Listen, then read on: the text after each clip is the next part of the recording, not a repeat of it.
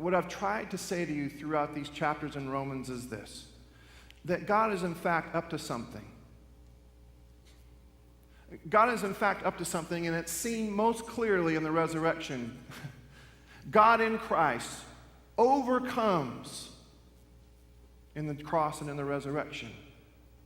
And then by the gift of his presence, the gift of his Spirit, we get to, along with God, go about the business of recreation, renovation.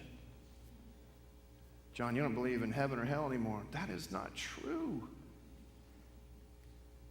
I totally believe that God is big enough for the here and the hereafter. I totally and completely believe in the hereafter, but I also believe in the here.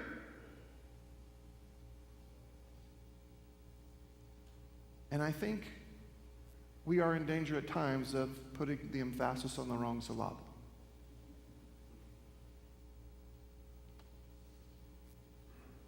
So how does the story end where you're concerned? Because it's really important.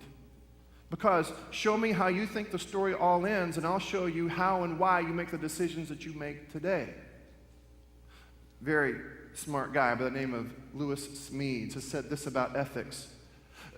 When I asked Scott Daniels, I called my friend Scott Daniels, who's a very smart man, as he should be, well into his 50s. And he said to me, I think Scott listens periodically, so.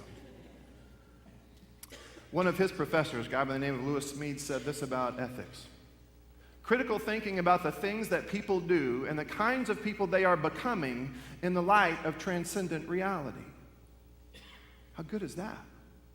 Now, what you don't know, as I finish up here, I'm actually doing the introduction for the next 2 weeks. What I'm saying to you is, first of all, it matters how you live. It matters how you live. It matters how you spend yourself. It matters how you spend your money. It matters how you calendar yourself. It matters how you behave in relationships. And here's the reason it matters. It's because we Christians, and by the way, remember, Christianity is an odd way of being alive. We Christians are doing something specific with our lives and our life together. We are another chapter in the story that God continues to write. So far, so good? And we have seen the beginning of the end and the resurrection.